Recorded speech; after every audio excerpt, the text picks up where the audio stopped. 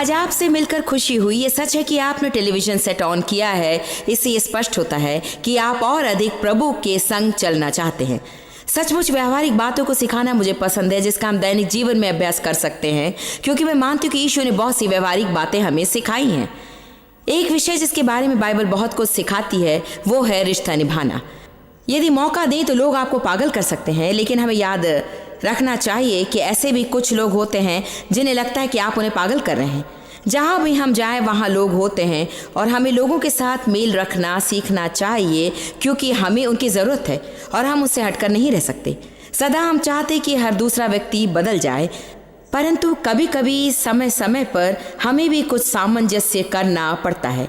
मैं चाहती हूँ कि आप आज के प्रवचन का आनंद लें और सचमुच पवित्र आत्मा आपसे जो कहना चाहता है उसे सुने, क्योंकि प्रभु चाहता है कि आप अच्छा संबंध स्थापित करें। हम लोगों पर नियंत्रण चाहते हैं, वे हम पर चाहते हैं। हम उन्हें बदलना चाहते हैं, वे हमें बदलना चाहते हैं। हम उनके बिना जी नहीं सकते, हम उनके साथ जीना नहीं जानते। लोग आपको पागल कर देंगे। नियम नंबर 1, यदि मुझे लोगों के साथ मेल रखना है तो मुझे ये बात समझ लेनी चाहिए कि दूसरों पर अधिकार चलाना ईश्वरीय गुण नहीं है और उन्हें सदा सही फैसला करने तथा सही राह पर चलने को मजबूर करना मेरा काम नहीं है। लोगों को खुद फैसला करने का अधिकार है और यदि वे खुद नरक जाना चाहे तो वो उन्हें वहां जाने से नहीं रोकेगा। यदि प्रभु नियंत्रित ना करे, वो करेगा भी नहीं। बाइबल कहती है वो मार्गदर्शन और अगुवाई करता है। पवित्र आत्मा एक सज्जन है, उसका प्रतीक कबूतर है। क्यों? क्योंकि वो सभ्य है, वो जबरदस्ती या मजबूर नहीं करता, लेकिन अगुवाई और मार्गदर्शन करता है। वो रास्ता दिखाता है, वो सलाह देता है, परंतु हमें खुद फैसला करने की पूरी छूट दे देता है कि हमें क्या करना है। लोगों से निपटने में हमें भी इसी सिद्धांत को अपनाना चाहिए। दूसरों को सही बातें बताना अच्छा है, लेकिन उन्हें मजबूर नहीं करना है। हम लोगों पर अधिकार नहीं कर सकते, उन्हें मजबूर नहीं कर सकते, आपके साथ उचित व्यवहार करने को मजबूर नहीं कर सकते।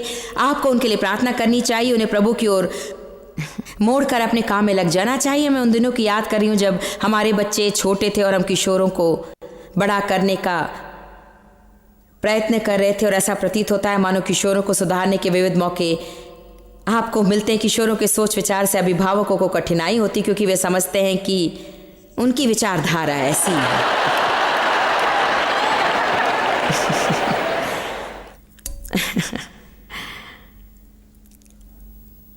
उनको सुधारने के लिए मैं उनसे ये कहूंगी और उनसे कहूंगी और उनसे कहूंगी और उनसे कहूंगी और उनसे कहूंगी और उनसे कहूंगी और उनसे कहूंगी। फिर मैं किचन जाऊंगी और उनके मुंह पर दरवाज़ा बंद करके वहाँ कॉफ़ी पीऊंगी और फिर उनसे कहूंगी कहूंगी कहूंगी कहूंगी कहूंगी कहूंगी और वे कभी मेरी नहीं सुनेंगे। न जाने क्यों मेरी नहीं सुनते। मैं जानती हूँ, क्योंकि मैं टूटे रिकॉर्ड की तरह थी। बड़े हो जाने पर मेरे बेटे ने मुझसे कहा, आपने जो कुछ भी किया उनमें से ये मुझे बिल्कुल अच्छा नहीं लगा। उसने कहा, पापा आते और हमसे कहते तुमने ये काम किया है, ये गलत है, ये तुम्हारी सजा है, और उसके बाद कमरे से बाहर निकल जाते। लेकिन आप नहीं, आप हमसे कहती रहेंगी कहती रहेंगी कहती रहेंगी कहती रहेंगी कहती रहेंगी कहती रहेंगी कहती रहेंगी। उसने कहा, ऐसा लगता था कि आप हमें सही कार्य करने में मजबूर करने की कोशिश कर रही थी। किसी से आप सही कार्य नहीं करवा सकते हैं, आप केवल उन्हें बता सकते हैं कि क्या सही है, और आप बता सकते हैं कि वैसा न करने पर उसका नतीजा क्या होगा। फिर प्रभु ने कहा, मैं तुम्हारे सामने जीवन और मृत्यु को रखता हूं, तुम स्वयं चुन लो कि किस ओर जाना है। लगता है आज यहां पर कुछ लोग आजाद हो जाएंगे। मेरे ख्याल से कुछ लोग सोचते हैं कि लोग आपको परेशान कर रहे हैं। यदि आप उनसे निपटने का तरीका नहीं बदलेंगे तो आप कुछ भी नहीं होता देखेंगे। नियम नंबर 2, उन्हें बदलना मेरा काम नहीं, वो प्रभु का काम है।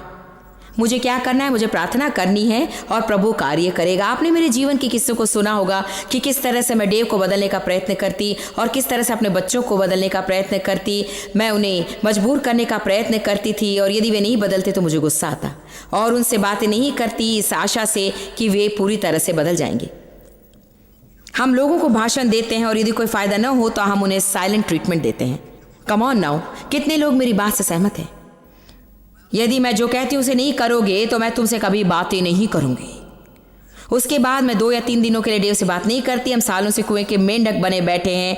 डेव गोल्फ खेलते थे और मैं वो बिल्कुल नहीं चाहती थी। अच्छा जरा सोचिए, 35 वर्ष बाद भी आज भी डेव गोल्फ खेलते हैं। डेव हमेशा टेलीविजन पर स्पोर्ट्स देखते थे और वो भी मैं नहीं चाहती थी। सोचिए आज भी डेव टेलीविजन पर खेल देखते हैं। मैंने क्या किया जानते? मैंने अपने लिए दूसरा टेलीविजन खरीद लिया।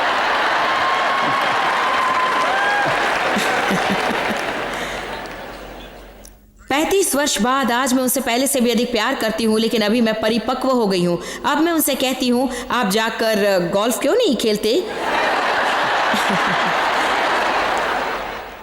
क्योंकि मैं एकांत चाहती हूँ। मुझे शांति और आराम चाहिए। मेरे हाथ में रिमोट कंट्रोल होना चाहिए। यदि वे वहां नहीं होंगे तो वो मेरे पास होगा।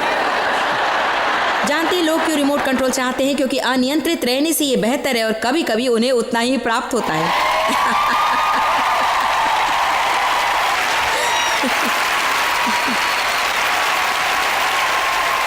जानते हैं कैसे? मैं आपसे शर्त लगाकर कह सकती हूं कि आपके पति उस रिमोट कंट्रोल से आपका नट ढीला कर देंगे। डेव कहीं भी बिल्कुल नहीं टिकते हैं। वे एक बार में 3 कार्यक्रम देखते हैं।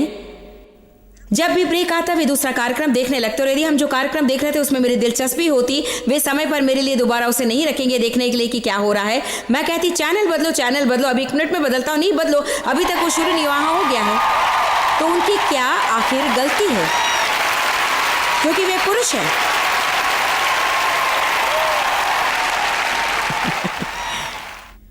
मैं नहीं करूंगा।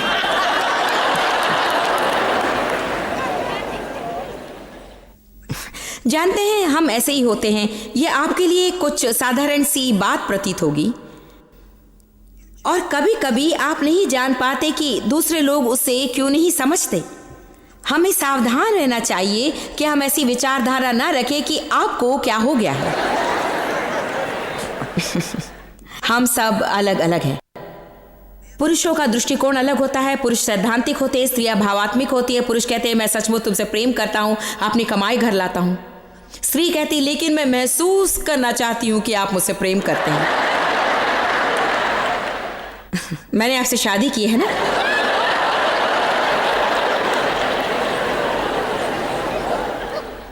मैंने डेव को बदलने की कोशिश की और जब मैं कामयाब हुई तब सचमुच वे भी खुश थे।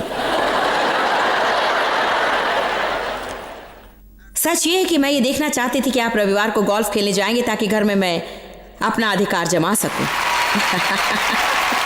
जब मैं इसके बारे में सोचती हूं, क्या कहा आपने? डेव कहने कि वे जाने ही वाले थे। अब मैं नाराज हूं क्योंकि आपने पहले मेरे बारे में नहीं सोचा। क्यों हम लोग ऐसे ही है ना? हम चाहते कि वे हमारे आसपास रहे और फिर हम आशा करते कि वे हमें अकेला छोड़ दें। क्या आपको नहीं पता कि पुरुष यूं ही चले जाते हैं? शायद ही ऐसा विवाहित पुरुष होगा जो अपनी पत्नी को सचमुच ठीक से समझता है।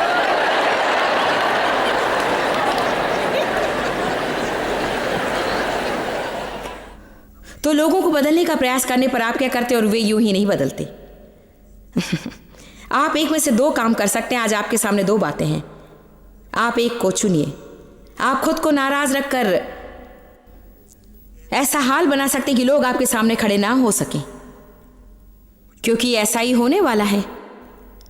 क्योंकि कोई नहीं चाहता कि दूसरा कोई उन्हें कुमार के चक्के में रखकर हर समय उनका कुछ ना कुछ करता रहे।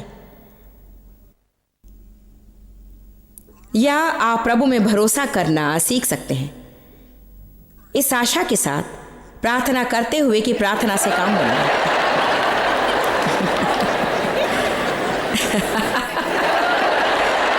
मेरे ख्याल से यदि हम प्रार्थना करते तो हमें चिंता छोड़ देनी चाहिए। ठीक, आप अपनी चिंता प्रभु पर छोड़ दें और उसे काम करने का अवसर देना चाहिए। यहां केवल एक आध विकल्प ही है। जब आप किसी के लिए प्रार्थना करते हैं तो क्या होता है? वे और भी बिगड़ जाते हैं। तब शैतान आता है और झूठ कहता है, देखो इससे कुछ नहीं होता, तुम ऐसा करो तो अच्छा होगा, तुम क्या करोगे, क्या करने वाले हो, क्या करने वाले हो। लोगों के लिए प्रार्थना करने पर वे और क्यों बिगड़ जाते हैं? तब प्रभु उनसे निपटने लगता है। जब भी प्रभु उनसे निपटने लगता है वे पहले से भी और बुरे हो जाते हैं। तो यदि आप किसी के लिए प्रार्थना करते हैं और वे बिगड़ते जाते हैं, तब आपको खुश होकर कहना चाहिए काम हो रहा है, हालेलुया।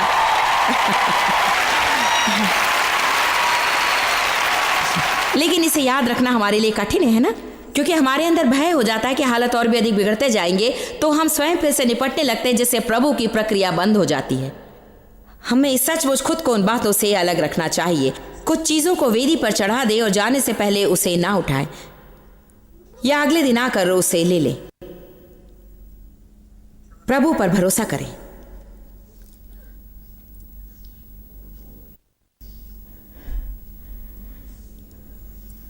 यदि आपका संबंध ऐसे किसी से जो आपके लिए खास हो या आपके लिए आवश्यक हो, तो फिर आपको उनके साथ सामंजस्य करना सीखना होगा।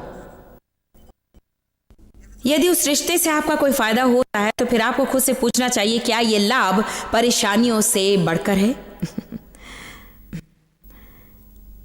कभी कभी आपको किसी को देखकर कहना पड़ता है, मेरे जीवन में मुझे आपकी जरूरत है, मुझे आपकी आवश्यकता है। आप जो कुछ करते हैं वो सचमुच मेरे लिए आवश्यक है और मैं उसकी प्रशंसा करती हूँ और वो मुझे भाता है, और ये सब ऐसी कुछ बातें हैं जिनसे मैं चिढ़ती हूँ और आपकी ये बातें मुझे पसंद नहीं हैं। यदि मुझे कुछ पाने के लिए ये सब बर्दाश्त करना होगा, तो फिर मैं सामंजस्य करके उससे निपट सकती हूँ। देखिए, आप जबरदस्ती करके किसी से अपनी मनमानी बिल्कुल नहीं कर सकते हैं। देखिए, कोई भी सिद्ध काम, सिद्ध मालिक, सिद्ध पासवान, सिद्ध मंगेतर या फिर सिद्ध दोस्त नहीं होता।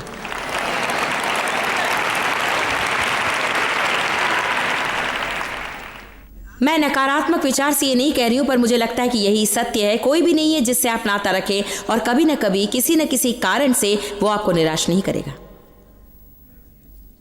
अव्यावहारिक लोगों पर हम इतनी उम्मीद रखते हैं, हम उम्मीद करते हैं कि वे हमें समझ लें, हमेशा हमारा साथ दें, सदा हमारी ज़रूरतें पूरी करें, हमें सांत्वना दें, हमारे रहस्यों को प्रकट ना करें, वगैरह वगैरह। और उसके बाद हम एहसास करते हैं कि वे भी मनुष्य हैं और उनसे निपटने में कठिनाई होती है, क्योंकि हम उनसे कुछ अतिरिक्त उम्मीद रखते हैं। मुझे लगता है कि ये कहना हमारे लिए फ़ायदेमंद होगा कि यदि मैं इस व्यक्ति से नाता जोड़ूंगी तो मैं जानती हूँ कि वे कभी न कभी मुझे ठेस पहुँचाएंगे और निराश करेंगे, लेकिन इतना ज़रूर है कि उससे प्राप्त फ़ायदा ही अधिक रहेगा। मैं बताती हूँ कि आपको और क्या करना है। मुझे और हम सभी को यही करना चाहिए।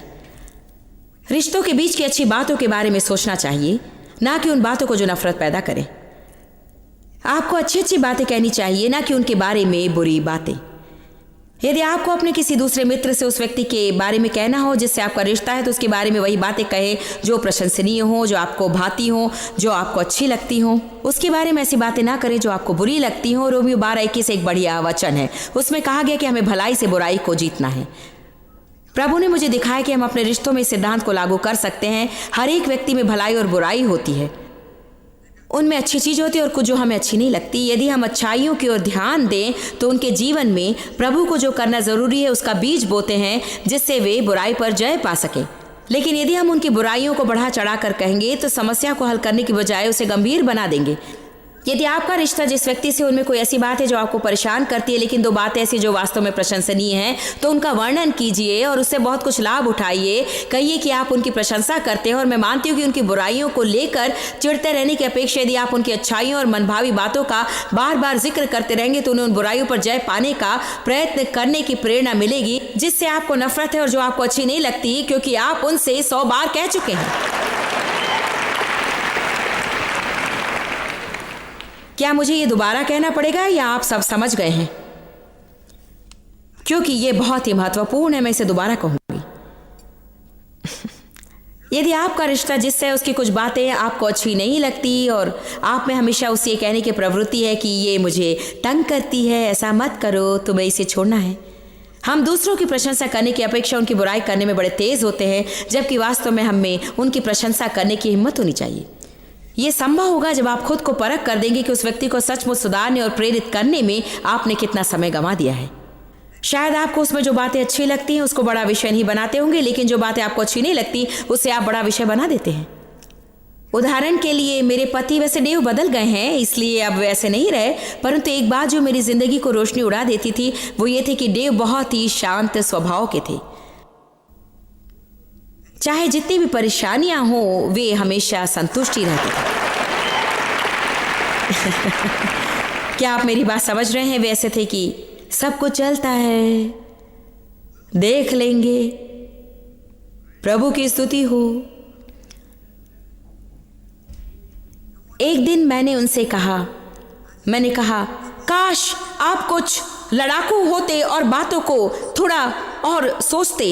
और फिर थोड़ी ही देर में उन्होंने कहा, सुनो, मैं जैसा भी उसी से खुश रहो, क्योंकि यदि मैं ऐसा ना होता तो शायद आज तुम जो कर रही हो उसे नहीं कर पाती।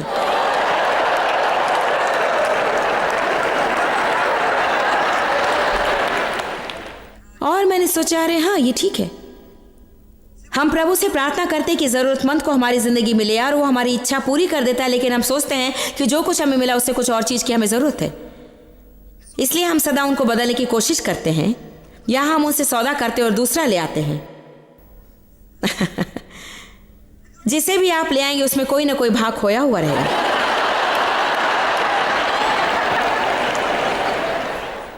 आपको लगेगा कि उस ओर की घास हरी है, परंतु आप जानेंगे कि आपको उसे भी काटना होगा और जंगली पौधे हटाने होंगे।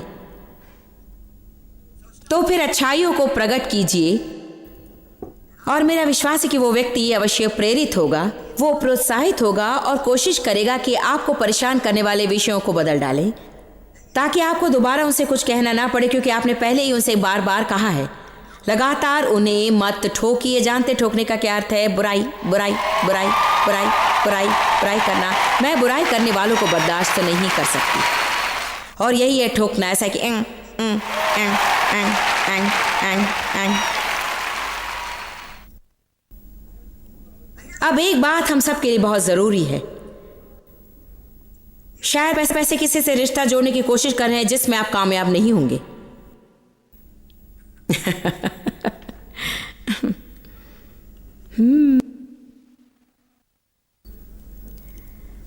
मैं अशिष्ट बातें नहीं कह रही हूं, परंतु हम सभी मसीह की देह के विभिन्न अंग हैं, और एक नाक और एक कांख साथ नहीं रहेंगे।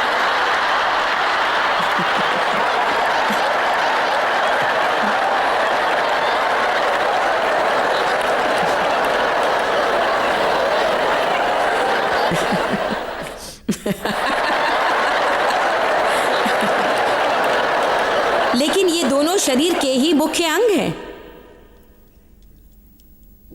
आमीन। मेरे विचार से मैं अपने जीवन में इस फैसले पर आ चुकी हूं।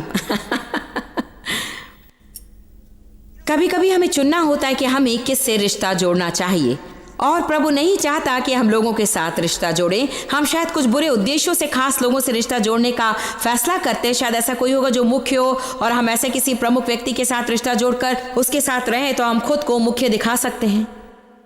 शायद प्रभु नहीं चाहता कि आपके मित्रों की बदौलत आप प्रमुखता और मूल्य और योग्यता पाएं, इसलिए वो उन लोगों के साथ अच्छा रिश्ता बनाने का अवसर नहीं देगा, क्योंकि उन लोगों से नाता रखने का कोई सही उद्देश्य नहीं होगा।